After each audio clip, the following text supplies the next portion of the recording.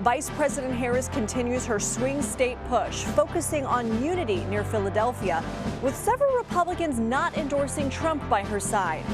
Former President Trump holds a town hall with undecided Hispanic voters. Plus, we dig into comments he made calling himself the father of IVF and how the vice president is responding. As many as 24 family members of convicted murderers Eric and Lyle Menendez, as well as some celebrities, are backing the brothers in an attempt to put pressure on the Los Angeles prosecutors, giving the case a fresh look amid new evidence. Claims of hurricanes being used as weather weapons by the government, CGI tornadoes taking on a life of their own on social media. We talked to the Atlantic reporter who says what's happening is darker than a misinformation crisis. Do you ever decide to give a new subscription service or membership a try only to find you have to jump through so many hoops just to get out of it? Well, the new and likely last rule before the election by the Federal Trade Commission to try and get rid of those hoops. Plus, do look up. This week's supermoon is a feast for the eyes, and it hasn't even reached its peak yet. That and a zooming comet giving stargazers a once-in-a-lifetime celestial double feature. The Daily Report starts right now.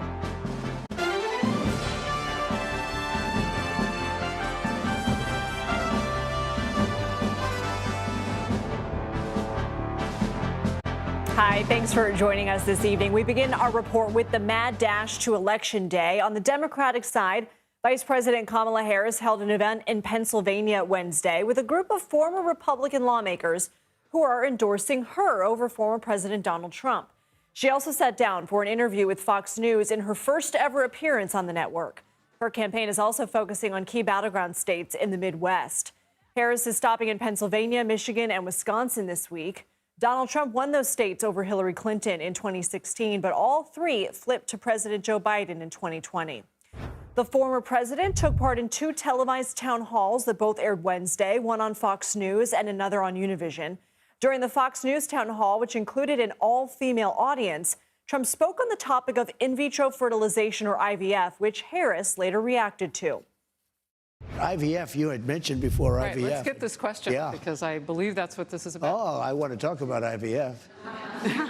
I'm the father. You don't hear that every day. I'm the father of IVFs. I got a call from Katie Britt, a young, just a fantastically attractive person from Alabama. She's a senator. And I said, explain IVF very quickly. And within about 2 minutes, I understood it. I said, no. We're totally in favor of IVF. I found it to be quite bizarre. Actually, he called himself the father of IVF. And if what he meant is taking responsibility, well, then, yeah, he should take responsibility for the fact that 1 in 3 women in America lives in a Trump abortion ban state.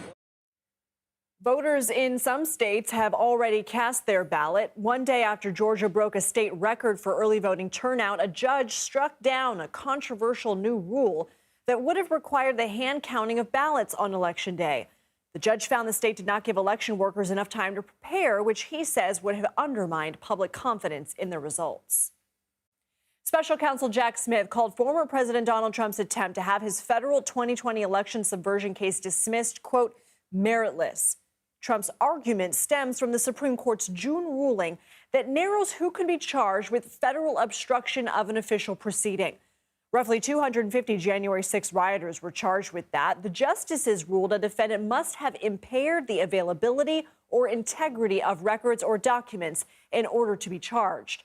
Trump faces 2 counts involving that charge. Smith argues his case falls under that narrowed scope, since Trump is accused of creating false evidence to obstruct the certification of the 2020 election.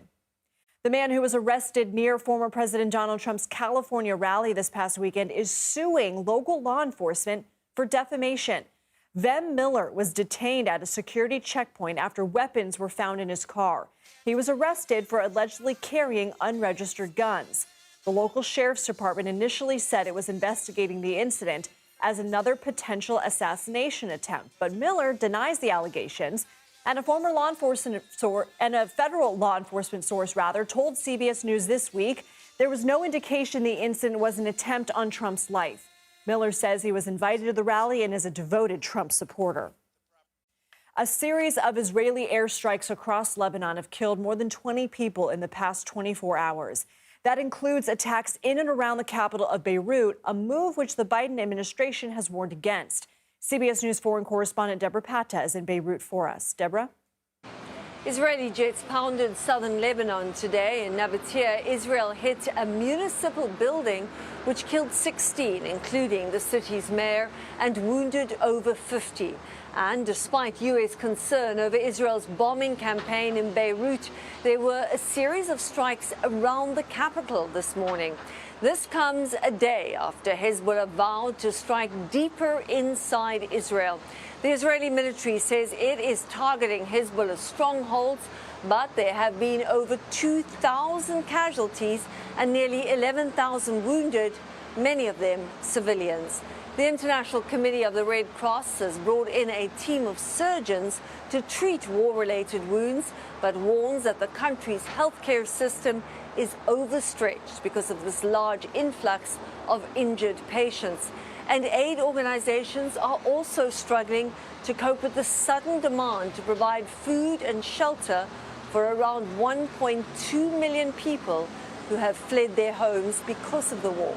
Some of them are staying with family or in schools and office blocks, but many displaced people have come here to Beirut and are simply pitching tents wherever they can. Lindsay? Deborah Patta, thank you. Back to our top story and the campaign. CBS News senior White House and political correspondent Ed O'Keefe joins us now from what looks like a beautiful, crisp fall day in Milwaukee. Ed, how is Trump's campaign explaining those comments about IVF?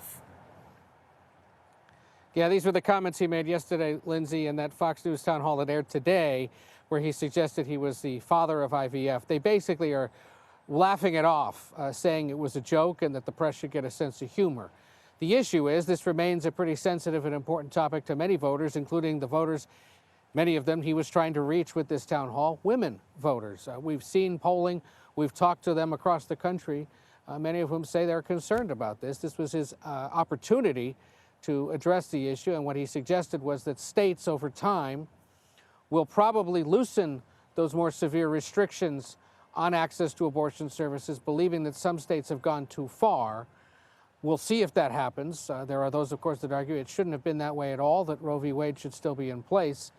But notable that what was designed to be an attempt to assuage the concerns of women voters who might be worried about this, or all voters for that matter, was instead once again dominated by an offhand comment he made that once again his campaign is writing off as merely a joke. Earlier, Trump's running mate, Senator J.D. Vance, was asked about the 2020 election during an event in North Carolina. Let's go ahead and watch. I've answered this question directly a million times. No.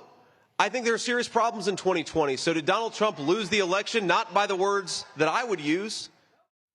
As we know, Trump has falsely maintained he won the election. What do voters on the trail tell you about remarks like these? I mean, this is part of what his base wants to hear. But let's remember, as you said, it's not reality. Joe Biden won the presidential election. What continues to happen is J.D. Vance twists himself into this rhetorical pretzel, appearing to try to have it both ways. What does that even mean? Not by the words I would use did he lose the election. Look, facts are that he lost the election. There are Trump supporters, Trump Vance supporters who believe otherwise and need to have that affirmation, it would seem, as the vice presidential candidate continues traveling to places like North Carolina and Pennsylvania. And, you know, his team may be frustrated that the press continues to focus on it, but the reason, in part, is because his answer on it continues to change as he one day suggests one thing and another says something like what he said today. Either way, if that's what the Trump campaign believes will help turn out supporters in the coming days as early voting begins and ahead of Election Day, we'll see if it works.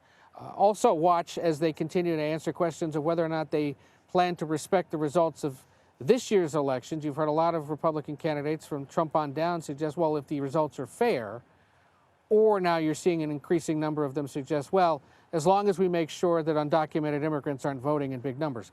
That has never been the case. It's not expected to be again this year, but so many Republicans now focused on that potential concern as the voting begins. I want to ask you about what strategy you take away from Harris's interview with Fox News and her increased media presence. Well, two things are happening today. Both of them, Harris and Trump, are stepping outside their television comfort zones. She being the first Democratic presidential nominee to talk to Fox since Hillary Clinton did so back in 2016. Trump holding this town hall meeting with women voters, and also tonight appearing in a town hall meeting with Univision and a handful of Spanish-speaking or Latino undecided voters, facing, based on the early clips, some pretty tough questions on his stance on immigration and what would happen if people are deported, or whether he really believed that dogs were being eaten by Haitian immigrants in Ohio.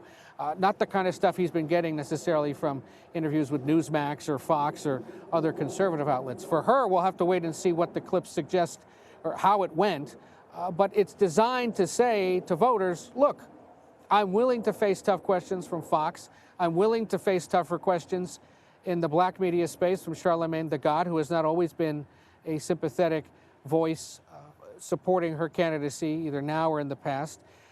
I'm willing to face those tough questions. Is he, or is he spending more time with friendly podcast and talk show hosts who may be supportive of him and may not be asking him tougher questions?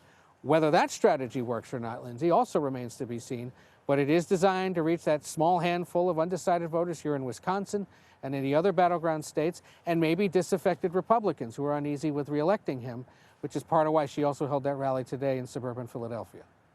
Ed O'Keefe, thank you. Later this hour, we'll speak with Enrique Acevedo, who moderated former President Trump's Univision town hall with undecided Hispanic voters. Family members of Eric and Lyle Menendez, who admitted to killing their parents in 1989, are pushing for the brothers' release. Multiple relatives held a news conference Wednesday to speak out in support of the brothers, as well as cite new evidence in the case. Eric and Lyle have been in prison since 1996, but have long maintained the killings were an act of self-defense. On Wednesday, their attorney said the new evidence is overwhelming. I will tell you, in over 40 years of doing this, I have never seen the amazing, exemplary rehabilitation and mitigation evidence that we have now presented to the DA's office. CBS News correspondent Jonathan Vigliotti joins us now from Los Angeles. So, Jonathan, what else did the Menendez family and the brothers' attorney say during Wednesday's press conference? Yeah, Lindsay, good evening to you. Statements from the family really stand out to me. I'm specifically thinking of Ana Maria Burwald. She is the cousin of Eric and Lyle, the niece of Jose Menendez, their father. And she said of the brothers, and I'm quoting here, they are victims of a culture that wasn't ready to hear their story, specifically talking about allegations of sexual abuse, what the defense has maintained all along as the reason for these murders. We also heard from another family member that said that the brothers deserve to live outside the shadows of their past. Most striking, though, was really the show of unity here.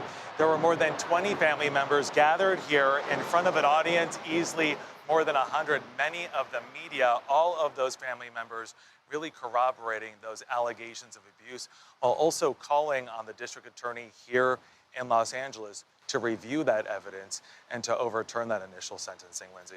Remind us how we got to this point. Can you walk us through the timeline of events involving this case?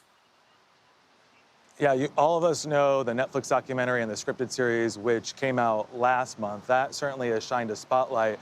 But in terms of this case being reignited, it all happened from a legal perspective just over a year ago, thanks to a different documentary, specifically on the band Menudo. Jose Menendez was an executive of a record label, and you had a band member speak specifically in that documentary claiming that he was sexually abused by Jose Menendez. That evidence was used by the brothers to file a habeas corpus petition seeking that resentencing. Just last month, you had the district attorney saying he's now going to look at that evidence. That evidence will also include a letter that was written by Eric allegedly in 1988, so 8 months before this murder, sent to his cousin, where he laid out his fear of his father. He talked about some of those sexual allegations and allegations of abuse. How did we get here? There is some context that's important, because 1993 was the first trial. You had the defense saying that this was an act of defense. You had prosecutors saying that the motive here was money. Ultimately, the jury was hung, which brings us 3 years later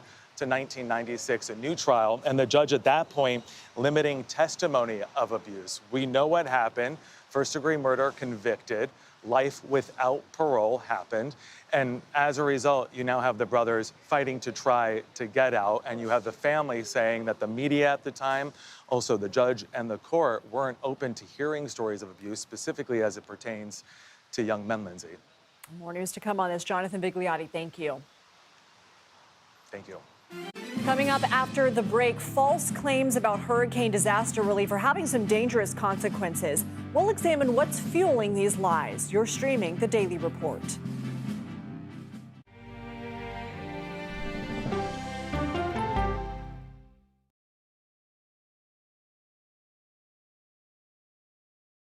Come on, Julia. Oh, no. I will if you will. You go, gal. That's right. Let me see if you can find me. I want to make sure that my voice is heard, but also that I lift up other voices. You can't write a better script. Yeah, boy! It's gonna be a bright, sunshiny day. We'll see you 7 o'clock sharp.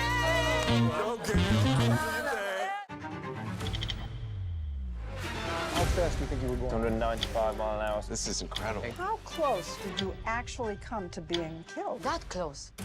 Is this brain surgery without a knife? It is. What risk do these children pose to Russia? I'm not sure the world is prepared for this change. Definitely not. Who's the best coach in college football today? Let me see a mirror. It's time for the CBS News original, 60 Minutes, Sundays on CBS and streaming on Paramount Plus. Go to the ends of the earth. Right now. We got something crazy. And reach for the stars. Here we are. Time. Yes, it's my comeback. Hey, this is pretty fun. But wait, there's more. Experience thought-provoking, Welcome to the idea of being a human being. innovative, and truly original reporting. Look through a telescope and go, wow. Because there's always something new under the sun on CBS Sunday morning. I'm a voracious consumer of information and constantly curious. I want to know the basic facts of every issue and to press into the heart of the matter. Information is the currency of democracy, and that's what we bring to the table every Sunday.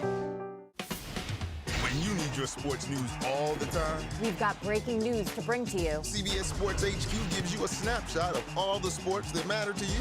Big news coming out of the NFL. A lot of movement in the rankings this week. With highlights What a finish at the final round of play. and in-depth analysis. Can they three-peat? Tony Romo joins the conversation. What can you say about this game? When you need your sports in a snap, We're bringing you that breaking news right here on HQ. find it on CBS Sports HQ. Streaming free anywhere you are. At this moment, terrorists could be plotting another attack. 9/11 triggered a counter-terrorist system that included a secret database. This person needs a closer look. A growing list of nearly 2 million people, including some Americans who say they're innocent. On 1 hour flight, I have to spend 6 hours to go and come back. CBS Reports explores the system, the people responsible for it, and those pushing for change. I'm not fighting against them. I'm fighting for them to do the right thing. The Watch List, now streaming on the free CBS News app. A CBS News investigation. People looking for love, finding their life savings gone, This could happen to anybody. and sometimes losing their lives. Anything for love. Now streaming on the free CBS News app.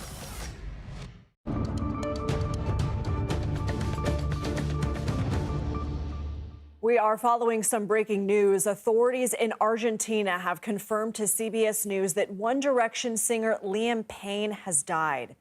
Officials say the 31-year-old British musician fell from the balcony at a hotel in Buenos Aires, Argentina. Payne was one of 5 members of the award-winning boy band from 2010 to 2015. He then pursued a solo career that spawned several pop hits. Payne leaves behind a 7-year-old son. Search and rescue efforts are ongoing in the southeast following back-to-back hurricanes Milton and Helene. North Carolina Governor Roy Cooper says 92 people are missing in his state. Others remain unaccounted for across Florida, Tennessee, South Carolina, and Georgia. This video went viral of a dog that was left tied up to a post near a Florida highway during the flooding. Highway patrol officers rescued the dog. They were able to bring it to safety. The dog's former owner has been arrested and charged with animal cruelty. CBS News national correspondent Dave Malkoff has more on hurricane cleanup efforts from Cortez, Florida. Lindsay, if you want to talk about what has happened here in the Gulf of Mexico, where we've had hurricanes that seem to be more frequent, more powerful, and rapidly intensifying. All you need to do is come here to Cortez, Florida. This neighborhood has gone through four hurricanes in the last 2 years. So this is a common sight here. There are still people who are without power in the state of Florida. We started off the day at more than 60,000 customers who were without power, and that is a long time without power in this sun, because we are now 1 week out from Hurricane Milton making landfall right here on the west coast of Florida. Lindsay? Dave Malkoff, thank you. The Small Business Administration says it has run out of funds for disaster assistance loans following an increase in claims after Hurricanes Helene and Milton.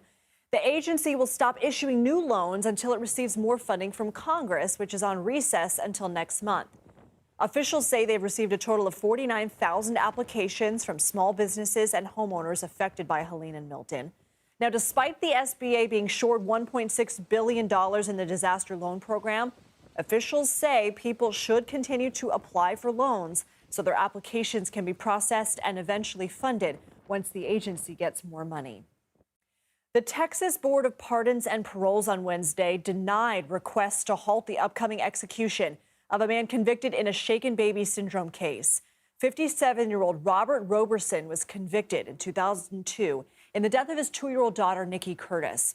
Investigators believe Nikki died from abuse, but Roberson's attorneys say evidence shows the toddler was not abused and actually died from pneumonia and other pre-existing conditions. On Thursday, Roberson is scheduled to be the first person executed in the U.S. for a murder conviction linked to shaken baby syndrome. For more on this, let's bring in CBS News national correspondent Nikki Batiste. Nikki, first off, what is shaken baby syndrome? Lindsay, that question is really at the crux of this case. When this happened back in 2002, shaken baby syndrome was widely accepted as this idea that if you shake a baby, particularly if you shake them hard, it would cause brain damage, swelling. This is when Robert Robertson was convicted ultimately. Years later, shaken baby syndrome, the diagnosis itself came into question, its credibility in criminal cases came into question, and the lead detective in this case, who initially believed Robert Robertson was guilty, got a knock on his door from Robert Robertson's lawyer. Take a listen to what he told me. She started to share with me the things that had changed as far as shaken baby syndrome was concerned. And it didn't take a lot of thought to see where, okay, if that's the case, then the foundations of our case against Robert are falling apart. So what had happened is today we listened to some doctors, some scientists actually testify here, and one said that if you shake a baby that hard, it would break the baby's neck. His argument is that this diagnosis really isn't that credible. Separately, some people say the diagnosis may be credible, but it just can't be used in criminal cases because it's too difficult to prove. I do want to note that the American Academy of Pediatrics still recognizes shaken baby syndrome as a subset of abusive head trauma. Lindsay? What's next for him? Is he out of options?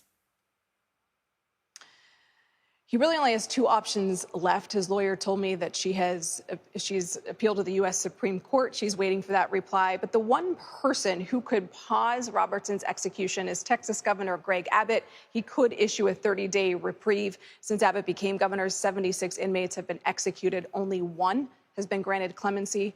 Robertson is scheduled to die in 24 hours by lethal injection. Nikki Batiste, thank you. FEMA is pushing back against disinformation that is pulling staff out of areas affected by recent hurricanes, calling the rumor false.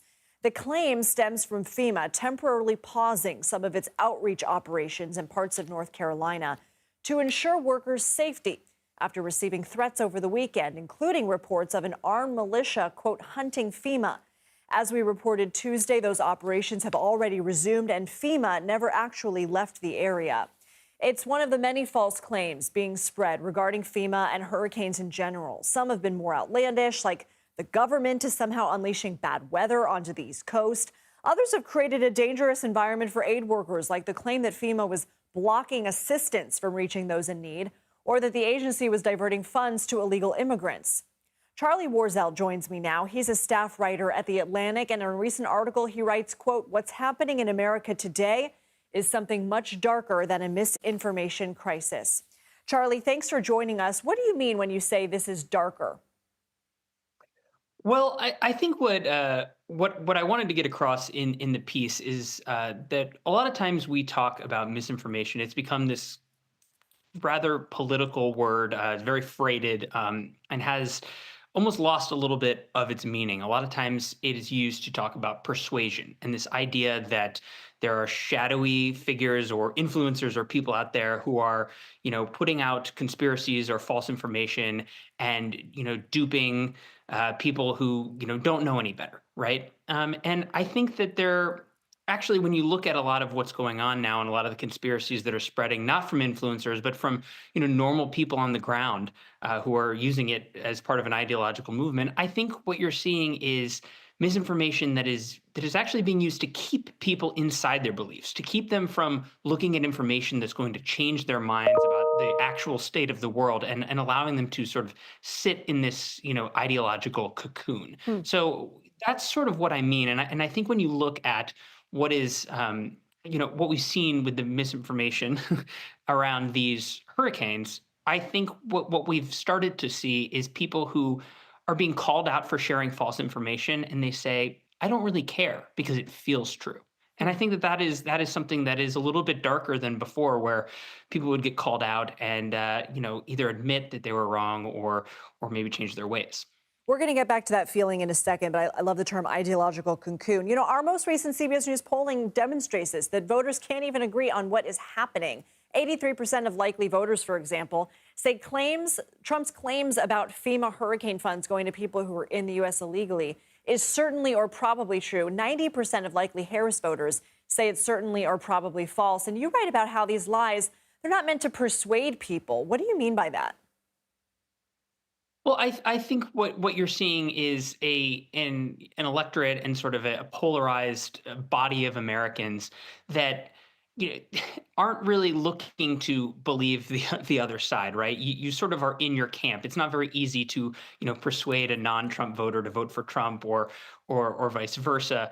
And what you're seeing, especially on the right, is like I said, this cocooning in these types of ideas, right? People who for whom something like climate change is a really inconvenient fact. And so what's actually easier is to live in a universe and spread and propagate lies that the government is using weather weapons to intensify these storms, rather than say climate change is making these storms stronger and more frequent. And so I don't think that what we're in right now is a media ecosystem that is persuading lots of people. I think we're in a media ecosystem that locks lots of people into their ideological beliefs.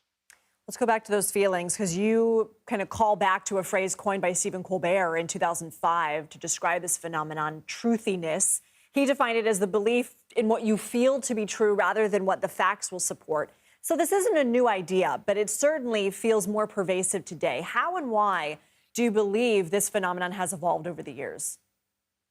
Well, I think it has evolved along with the internet, and one thing that we saw a lot in the past couple weeks, and especially around the devastation in Asheville, North Carolina, was a lot of people sharing generative AI photos or videos or things like that, depicting scenes coming out of North Carolina that weren't actually real. There's plenty of photographic evidence of the devastation, but there were photographs of Donald Trump, touring the wreckage that were made with generative AI, and people were sharing these. And when they were getting called out for it, they said, "Well, it might not be true, but it depicts something that is actually true, that feels true. It speaks to a greater emotion." And that right there is the Stephen Colbert truthiness definition to a T, right? It's this technologically enabled ability to, bend reality to the way that you think it should be.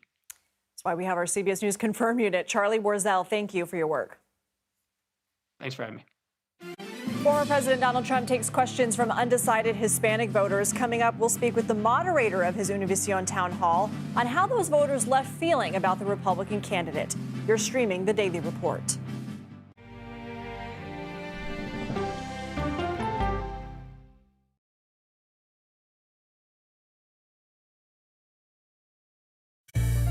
An original documentary from CBS Reports. It was genocide, a deliberate effort by the United States government to eliminate the food source that was relied upon by Native American tribes.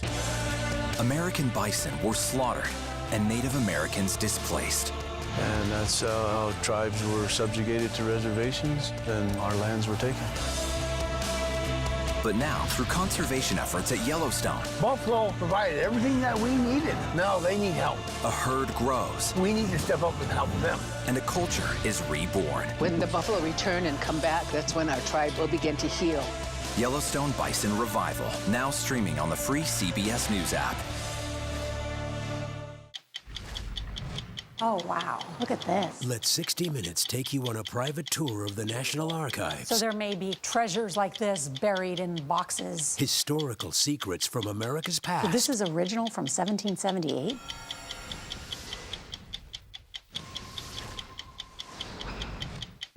This case. It's like a screenplay, something straight out of Hollywood. But it's not fiction. It's 48 hours. Human remains found this week. 4 families shattered. There's no physical evidence. The mystery would haunt investigators for years. There's some questions that have to be asked and need to be answered. Like a John Grisham novel. A gripping true crime original. 48 hours. Now streaming on the free CBS News app. When you wake up in the morning, we want to be your go-to team. On our places. Bright, shiny faces. Nate has one of the quickest minds I've ever seen. Put me in the game, coach. Tony has a way of making people feel comfortable. The best interviews feel like it's just a conversation with a neighbor. Hey. Gail has this unbelievable knack to ask a question that is the question that you're asking at home. I've been told I could talk to a tree, and that's pretty much true. I don't go to work in the morning. I go for coffee with my 2 good friends, and we talk about the world. Your morning routine just got better. CBS Mornings, weekdays at 7. I'll see you in the morning. Listening to how someone explains themselves is so key to understanding their perspective. The grief of losing a child is immense. You can't breathe. After decades of the war on drugs, things have only gotten worse. Every shipment of fentanyl is a ticking time bomb. 50 times more powerful than heroin. CBS Reports goes deep into Mexico. What is your role in the Sinaloa cartel? To find out why the cartels keep getting stronger and wealthier. This is a war, But we're not fighting it. our citizens are dying. Funding Cartels, now streaming on the free CBS News app. Welcome back to the Daily Report. I'm Lindsay Reiser. Here are some additions to our top stories. The White House says it has approved more than $1.8 billion in total for recovery efforts in the wake of Hurricanes Helene and Milton. President Biden has called on Congress to return from recess to approve more relief funding. Speaker Johnson told Margaret Brennan on Face the Nation Sunday that states need time to assess their needs and that it would be premature to call everyone back. New video released by the Israeli military shows truckloads of humanitarian aid headed to northern Gaza. Officials say 50 trucks carried medical supplies and shelter equipment from Jordan.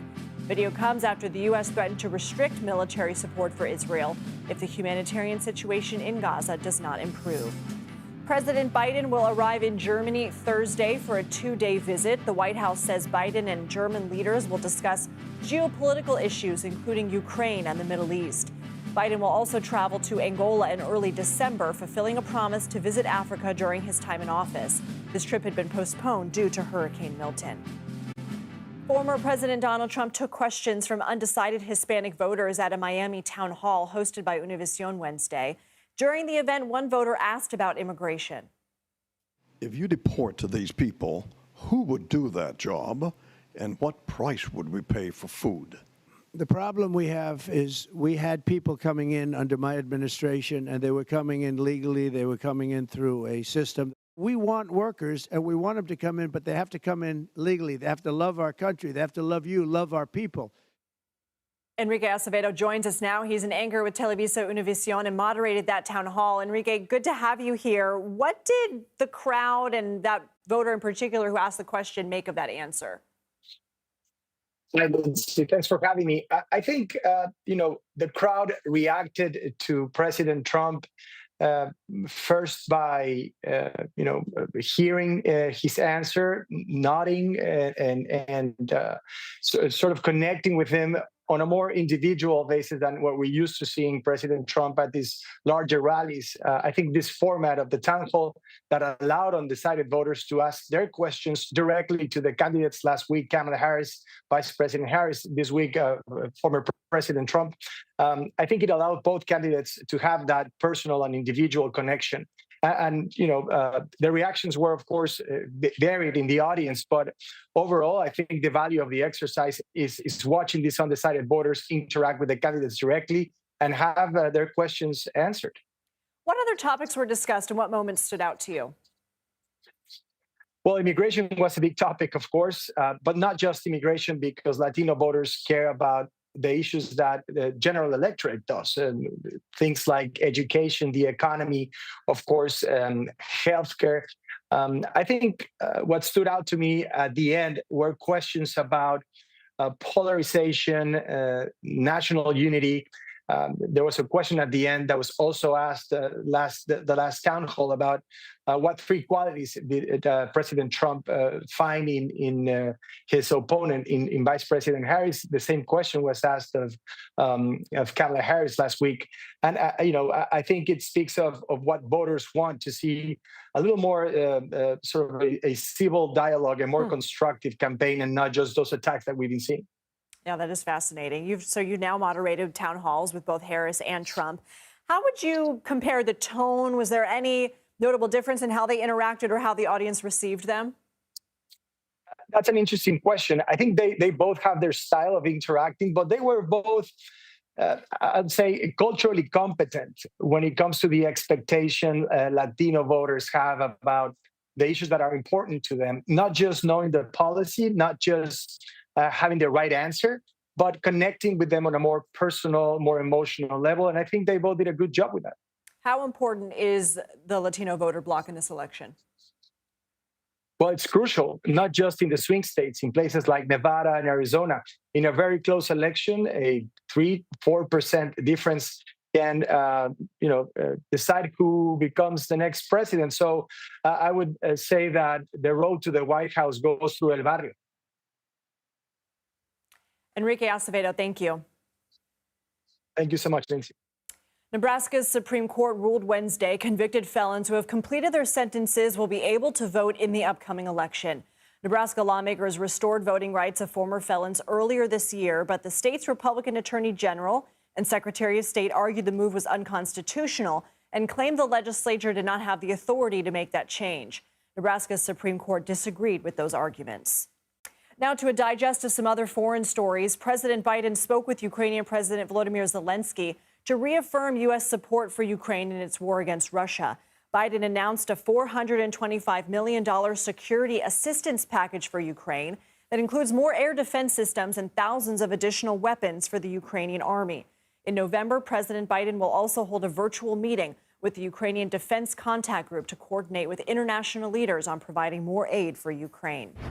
A mass burial was held in northern Nigeria after more than 140 people were killed in a fuel tanker explosion.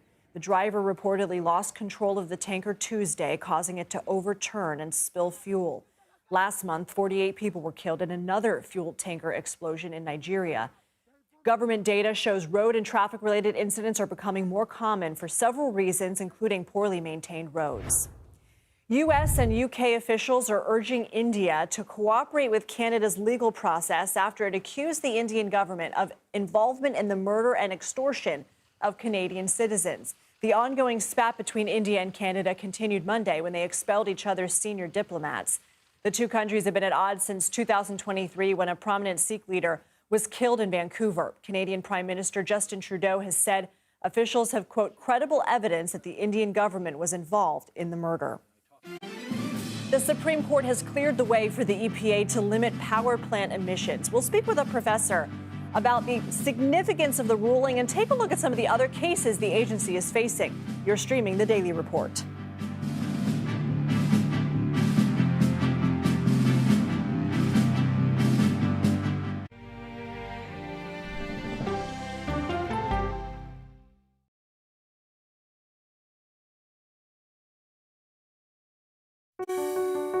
Washington is the seat of power. National security, foreign policy, global economics, every story comes through Washington in some way. We bring some of the most powerful voices in America to the table. We don't just ask the questions, you have to go deeper. We try to understand what's at the heart of the issue we're talking about, to then come forward with solutions. Face the Nation on CBS. The justices ruled that Harvard and the University of North Carolina violated the Constitution. In the aftermath of the Supreme Court decision to end affirmative action in college admissions, uncertainty sets in for some students of color. Affirmative action really gave us an equal opportunity. CBS Reports explores the historic decision and what it means for those chasing an opportunity to change their lives. I knew that college was the ticket to break this cycle. The end of affirmative action, now streaming on the free CBS News app. America Decides is your place for fact-based, unbiased reporting. At the White House, at the Capitol, on the campaign trail. What do you say to those in your party? Any cracks in the Republican Party? Our reporters and our anchors travel the country talking to voters like you about the issues that matter most. Immigration is really a factor right now that are going to be driving your decisions. What would you say to those who say, look, that's just democracy at work? Listening to you and bringing your voice into our coverage. I want a strong, proud America. Is democracy on the ballot in 2024? Let us help you decide. America Decides on CBS News 24/7. Stream our expanded one-hour program Monday through Thursday at 5 p.m. Eastern. An original documentary from CBS Reports. AI is among the most world-changing technologies ever. Curing diseases, scientific breakthroughs, making lives better. It can help us with medical discoveries, scientific discoveries, doing better agriculture, having cures for things like Alzheimer's. It's also going to really transform the way we work. The uplifting potential of artificial intelligence is limitless. It gives you a friend, somebody to chat with 24/7 that is non-judgmental. He makes me feel loved and desired. And so are its downfalls. The problem with all this AI is that it's unpredictable and uncontrollable. The choices we make now will have lasting effects for decades, maybe even centuries. The ChatGPT revolution, now streaming on the free CBS News app. We are about to see American weapons in the hands of Mexican cartels. A gun pipeline to Mexico. We are arming the cartels. 100%, no doubt about it. Happening right under our noses. Who's doing something about this? Nobody. A CBS Reports exclusive. Most Americans have no idea that we are effectively arming the enemy next door. This is the story the American people need to know. Arming cartels, now streaming on the free CBS News app. A former Las Vegas politician has been sentenced to at least 28 years in prison for the 2022 murder of a reporter. Robert Tellis was already facing 20 years to life in prison after being found guilty for the murder of journalist Jeff Gehrman. But a judge on Wednesday added 8 years for the use of a deadly weapon, making it a minimum of 28 years to life sentence. The 47-year-old denied stabbing Gehrman, who wrote articles that were critical of him. His defense attorney says Tellis plans to appeal. The father of the teen accused in a deadly mass shooting at a Georgia high school appeared in court Wednesday. Colin Gray faces more than a dozen charges for allegedly giving his 14-year-old son the AR-style rifle used in last month's shooting at Appalachia High School. During the preliminary hearing, authorities said the gun was a Christmas gift. The Georgia Bureau of Investigations also revealed that the teen's private notebook was recovered from his bedroom and contained meticulous plans and chilling drawings. Authorities testified that the teen suspect sent cryptic messages to both of his parents prior to the shooting, which prompted his mother to call the school. 2 teachers and 2 students were killed in the shooting, and 9 others were injured. The Supreme Court on Wednesday said it will allow the Environmental Protection Agency to enforce new greenhouse gas emissions limits for power plants. More than 24 states requested an emergency hold on the policy. It calls for coal plants to capture nearly all of their carbon dioxide emissions by the year 2039.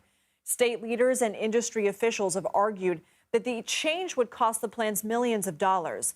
The ruling is the 3rd Supreme Court rejection of an emergency appeal on EPA standards this month. The agency is facing a plethora of lawsuits, largely from red states and conservative attorneys general. Michael Girard joins us now. He's a professor at Columbia's Climate School and the faculty director of the Sabin Center for Climate Law Change at Columbia. Michael, thank you for being with us, Professor, I should say. This Supreme Court move seems like a big win for the EPA. Do we know why the justices denied this emergency appeal?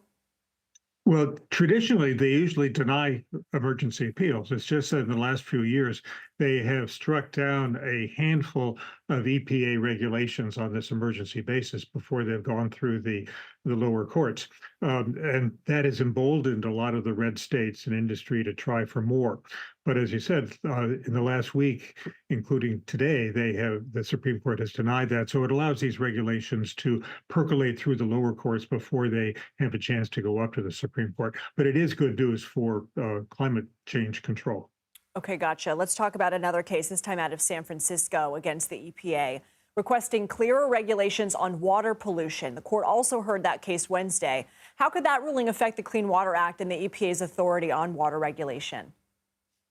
So San Francisco has a permit from EPA to discharge treated water from its sewage treatment plants into the Pacific Ocean. And like most permits, it has numerical limits. It says you can release so many pounds of different pollutants.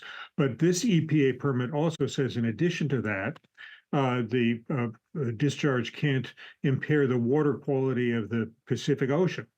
And San Francisco is saying that's too vague. We don't know how to control that. And so they're saying that it was beyond EPA's power to have that qualitative restriction in addition to the numerical restrictions it has. We know politics touches almost everything now. Is it surprising that an overwhelmingly Democratic city filed that case? So this wasn't really an ideological case. It was a case to save San Francisco the extra money that it would cost to upgrade its sewage treatment plant. And they said they didn't even know just how to do it because the rule was so vague. It wasn't a regulation. It wasn't a lawsuit striking at the core of environmental law. Well, the Trump administration rolled back more than 100 EPA regulations. The Biden administration has been working to restore those and push further environmental policies. Is that why we're seeing a flurry of legal action? No, basically what we've seen since the beginning of the Obama administration is whichever president is in power, the other side challenges all their actions, all their environmental actions. So Obama was faced with a lot of lawsuits from the red states and industry. Trump was faced with a lot of lawsuits by blue states and industry. It went the other way with Biden. So we're pretty much in a litigious world where all significant environmental regulations get challenged in court. How could the election results affect the future of the EPA? Well, it'll be a sharp divide. If Harris wins, I think we'll see a continuation and strengthening of the Biden record. If Trump comes back, he'll do what he did last time, which is to greatly weaken EPA, to put in charge of it people who don't really believe in its mission, and to try to repeal a lot of regulations. And then again, we'll be back in court with all of these. But we flip-flop depending on who's in power. Professor Michael Gerard from Columbia's Climate School, we really appreciate your time. Thank you. Thank you. 2 days after Google revealed plans to invest in small nuclear reactors, Amazon has announced it is making a similar move. The tech giant said Wednesday it's seeking new sources of carbon-free electricity to keep up with the demands of artificial intelligence. Part of the plan includes a deal with 3 energy companies to support the construction of new small modular reactors, which are faster and cheaper to build than traditional reactors. The Federal Trade Commission is cracking down on so-called subscription traps with its new click-to-cancel rule. It requires businesses to make it easier to cancel a subscription or a membership. It means businesses must get consumers' consent for any subscription, auto-renewal, and free trials that end up becoming paid memberships. They're also banned from misrepresenting any material facts when marketing. The FTC says it gets 70 complaints a day from people about charges for subscriptions that are too hard to cancel.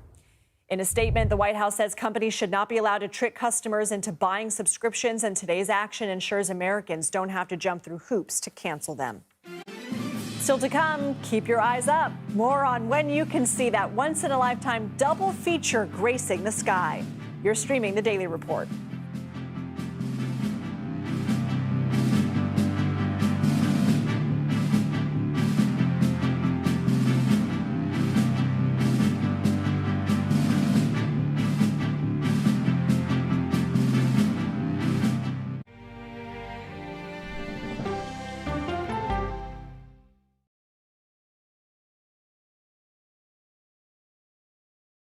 Go to the ends of the earth. Right now. We got something crazy. And reach for the stars. Here we are. Time. Yes, it's my comeback. Hey, this is pretty fun. But wait, there's more. Experience thought-provoking, I'm open to the idea of being a human being. innovative, and truly original reporting. Look through a telescope and go, wow. Because there's always something new under the sun on CBS Sunday morning. At this moment, terrorists could be plotting another attack. 9/11 triggered a counter-terrorist system that included a secret database. This person needs a closer look. A growing list of nearly 2 million people, including some Americans who say they're innocent. For 1 hour flight, I have to spend 6 hours to go and come back. CBS Reports explores the system, the people responsible for it, and those pushing for change. I'm not fighting against them. I'm fighting for them to do the right thing. The Watch List, now streaming on the free CBS News app. Don't miss true crime anytime you want, anywhere you go. With the 48 Hours podcast. Real crimes, real lives, real justice. There's some questions that have to be asked and need to be answered. Listen to 48 Hours on Apple Podcasts. An original documentary from CBS Reports. Imagine yourself in Manhattan with no police, no army, no mayor. The people of Haiti stare down poverty, corruption, natural disasters, and violence. 90% of the guns that are used by gangs in Haiti are American guns. But with an unbreakable spirit and eternal optimism. There are days where I cry, but we can't be discouraged. We still believe in Haiti. They're still able to look ahead with hope. Haiti is on the brink of transformation, a radical shift. Haitians are coming together and saying things must change. Fighting for Haiti, now streaming on the free CBS News app. Hey there, welcome to The Uplift. I thought she was a groom, and I stepped back and I went, oh, you're the queen. She's going to be with me every instant that I'm alive. I just wanted to see if you'd go to Disneyland with me today. I look over at him and he's smiling. I'm going to remember that the rest of my life. They told us when he was going to be born, he was only going to live for 30 minutes. It's really a miracle that he's with us today. The Uplift. Stream now on the free CBS News app. When you wake up in the morning, we want to be your go-to team. On our places, bright, shiny faces. I don't go to work in the morning. I go for coffee with my 2 good friends, and we talk about the world. Your morning routine just got better. CBS Mornings. A CBS News investigation. People looking for love, finding their life savings gone. This could happen to anybody. And sometimes losing their lives. Anything for love. Now streaming on the free CBS News app. Parts of the southern and eastern U.S. are feeling a fall chill just before a late week warm-up. For more on the forecast, here's Mike Bettis from our partners at the Weather Channel.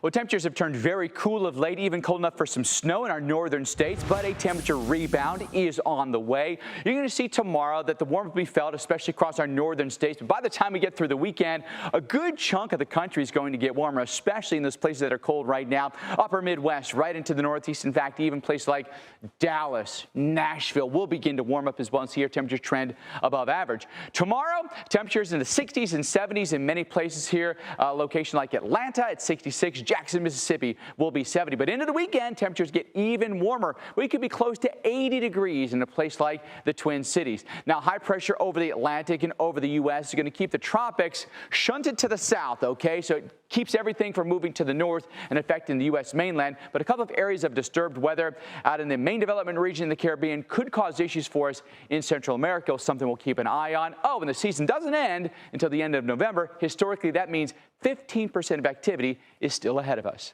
And for more, you can check it out live on the Weather Channel, also on your favorite TV streaming device. Mike Bettis, thank you. Get ready to look up. Thursday's sky will feature a cosmic double feature. This year's third supermoon will be at full peak fullness, one of those is right, in the morning around 7:26, but it's also sharing the stage with a comet. The Tsuchinchan Atlas Comet is shooting past the northern hemisphere. It'll be visible through Monday. Now, observers can spot the comet for a few minutes before sunrise and after sunset. The comet should be even more visible after the full moon.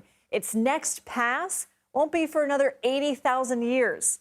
For context, the last time this comet was in the neighborhood, Neanderthals still walked the earth. A group of stingrays has all been safely accounted for after weathering Hurricane Milton at Tropicana Field in Florida. 7 male cow-nose stingrays were safely returned Monday to the Florida Aquarium in Tampa. Now, the animals normally spend the baseball season in an exhibit located at Tropicana Field, but the home of the Tampa Bay Rays had its roof torn apart by Milton despite being designated as a storm shelter. No injuries were reported, though, neither human nor stingray. Here's a look at some of the stories we're covering in our next hour. The presidential hopefuls pack their schedules with events, town halls, and interviews in the mad dash to Election Day. We'll have a wrap of where the campaigns stand. Plus, more Israeli strikes target Lebanon. We'll have a report from the ground in Beirut on the state of the conflict. And the spread of lies online has real-world consequences, including the safety of hurricane relief workers. We'll break down the dangers of false claims. You're streaming CBS News.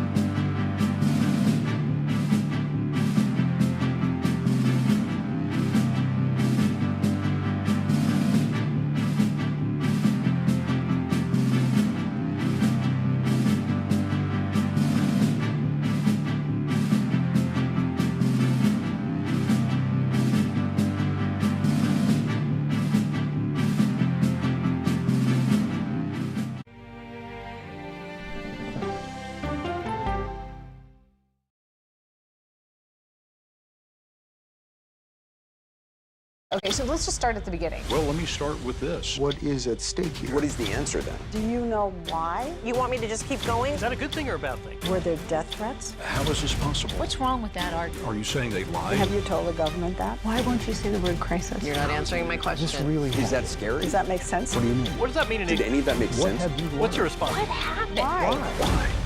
It's time for the CBS News Original 60 Minutes, Sunday on CBS and streaming on Paramount Plus. There is no more room in our city. New York City is receiving record numbers of migrants. Today, we're going to have more than 500 adults and children come through that door. Tensions rise as shelters reach max capacity. We don't have to take care of them. CBS Reports goes inside a crisis cities and families are facing as they fight to survive. The United States still has a glimmer of hope for people to come here. Fighting for a future. Now streaming on the free CBS News app.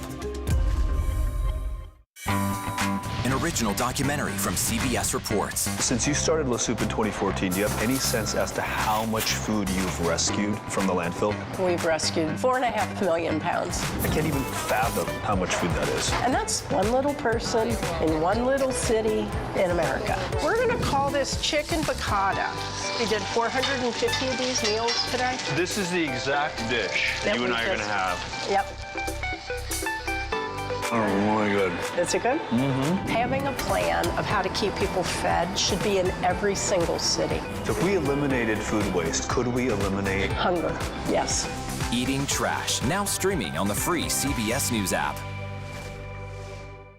America Decides is your place for fact-based, unbiased reporting. At the White House, at the Capitol, on the campaign trail. What do you say to those in your party? Any cracks in the Republican Party? Our reporters and our anchors travel the country talking to voters like you about the issues that matter most. Immigration is really a factor right now that are going to be driving your decisions. What would you say to those who say, look, that's just democracy at work? Listening to you and bringing your voice into our coverage. I want a strong, proud America. Is democracy on the ballot in 2024? Let us help you decide. America Decides on CBS News 24/7. Stream our expanded one-hour program Monday through Thursday at 5 p.m. Eastern. When people say who's first to get in the morning, that would be me.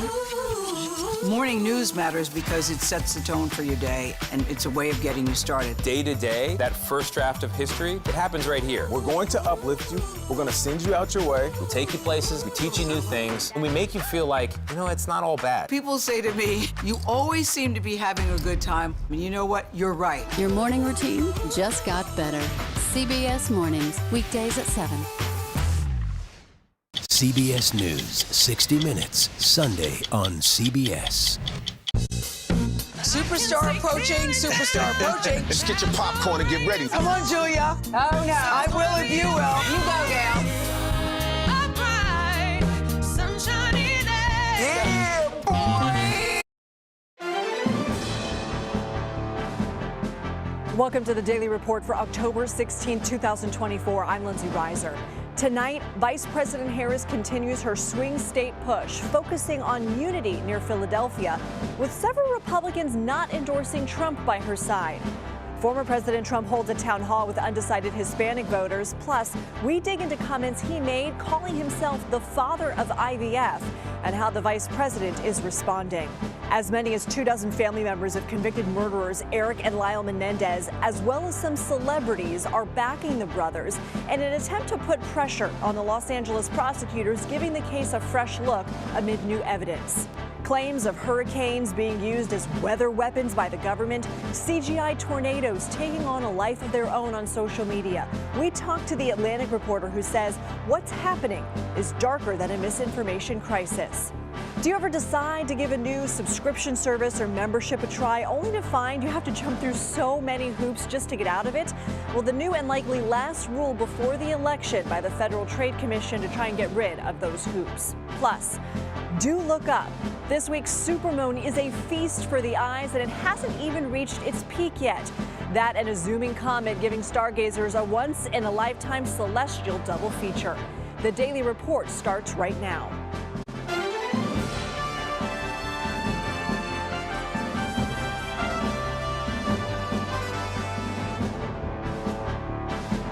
Hello, thank you for joining us. We begin our report with the mad dash to Election Day. On the Democratic side, Vice President Kamala Harris held an event in Pennsylvania Wednesday with a group of former Republican lawmakers who are endorsing her over former President Donald Trump. She also sat down for an interview with Fox News in her first ever appearance on the network. The one-on-one kicked off with questions on immigration. When in your mind did it start becoming a crisis? I think we've had a broken immigration system transcending, by the way, Donald Trump's administration, even before. Let's all be honest about that. I have no pride in saying that this is a perfect immigration system. I've been clear. I think we all are. Congress ultimately is the only place that's going to get fixed, Brad. Harris is also stopping in Pennsylvania, Michigan, and Wisconsin this week. Donald Trump won those states over Hillary Clinton in 2016, but all three flipped to President Joe Biden in 2020. The former president took part in two televised town halls that both aired Wednesday, one on Fox News and another on Univision. During the Fox News town hall, which included an all-female audience, Trump spoke on the topic of in vitro fertilization, or IVF, which Harris later reacted to. IVF, you had mentioned before. Right, IVF. let's get this question, because I believe that's what this is about. Oh, I want to talk about IVF. I'm the father. You don't hear that every day. I'm the father of IVFs. I got a call from Katie Britt, a young, just a fantastically attractive person from Alabama. She's a senator. And I said, explain IVF very quickly. And within about 2 minutes, I understood it. I said, no, we're totally in favor of IVF. I found it to be quite bizarre. Actually, he called himself the father of IVF. And if what he meant is taking responsibility, well, then, yeah, he should take responsibility for the fact that 1 in 3 women in America lives in a Trump abortion ban state. Voters in some states have already cast their ballot. One day after Georgia broke a state record for early voting turnout, a judge struck down controversial new rules, including one that would have required the hand counting of ballots on Election Day. The judge also blocked a rule that included ambiguous language requiring officials to conduct reasonable inquiries before certifying election results.